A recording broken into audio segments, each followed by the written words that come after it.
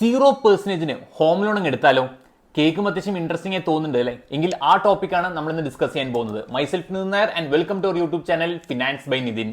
Suppose example ആയിട്ട് നിങ്ങൾ ഒരു 50 ലക്ഷത്തിന്റെ ഹോം ലോൺ എടുക്കാൻ പോകുന്നത് വിചാരിക്കുക. ഒരു 9% ഇൻട്രസ്റ്റ് വെച്ചുകൊണ്ട് ഒരു 25 കൊല്ലത്തേക്കാണ് എടുക്കാൻ പോകുന്നത്. അങ്ങനെയാണെങ്കിൽ മാസം മാസം ഒരു 42,000 രൂപ വെച്ച് നിങ്ങൾ EMI മാത്രം കൊടുക്കേണ്ടി വരും. അതായത് 25 കൊല്ലം കഴിഞ്ഞാൽ നിങ്ങൾ മൊത്തം കൊടുക്കുന്ന ഇൻട്രസ്റ്റ് മാത്രം തന്നെ നിയർലി ഒരു 76 ലക്ഷം വരും. അത് കഴിഞ്ഞാൽ നമ്മൾ ആദ്യം മേടിച്ച 50 ലക്ഷം കൊടുക്കേണ്ടി വരും.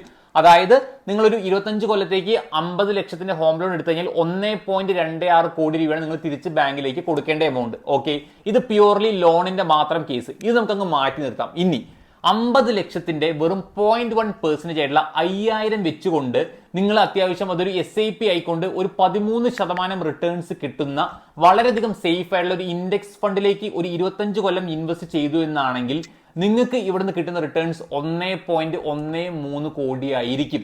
ഓക്കെ, ഇവിടെ നമ്മൾ കൊടുത്ത എമൗണ്ട് ഒരു 15 ലക്ഷം ഉണ്ടാവും മാസം മാസം SIP കൊടുത്ത്. ആ എമൗണ്ട് മാറ്റി നിർത്തി കഴിഞ്ഞാൽ പോലും നമുക്ക് കയ്യിൽ കിട്ടുന്ന റിമൈനിങ് പ്രോഫിറ്റ് എന്ന് പറയുന്നത് മാത്രം 98 ലക്ഷം രൂപ അടുത്തെത്തും. ഈ 98 ലക്ഷം രൂപയിൽ ഞാൻ ടാക്സും കാര്യങ്ങളും എല്ലാം കൊടുത്തു കഴിഞ്ഞാൽ പോലും എനിക്ക് റിമൈനിങ് ആയിട്ട് ഒരു 80-85 ലക്ഷത്തിന് മേലെ വരും. നിങ്ങളൊന്ന് ആലോചിച്ച് നോക്കിയേ, ഞാൻ അവിടെ ഹോം ലോൺ എടുത്തപ്പോൾ ഞാൻ ഇൻട്രസ്റ്റ് മാത്രം കൊടുത്തത് 76 ലക്ഷം രൂപയാണ്. ഇവിടെ എനിക്ക് എന്റെ ഇൻവെസ്റ്റിംഗിലൂടെ ലാഭം കിട്ടിയ എമൗണ്ട്, അതും ടാക്സും എല്ലാം കൊടുത്തു കഴിഞ്ഞാൽ പോലും 80-85 ലക്ഷം രൂപ എനിക്ക് ഇവിടെ പ്യുവർലി ലാഭമായിട്ട് മാത്രം കിട്ടും. ഈ എമൗണ്ട് അങ്ങോട്ടും ഇങ്ങോട്ടും ടാലി ചെയ്ത് കഴിഞ്ഞാൽ ഓൾമോസ്റ്റ് ഹോം ലോൺ നിങ്ങൾക്ക് 0% ഇൻട്രസ്റ്റ് കിട്ടുന്ന പോലെ തന്നെയല്ലേ?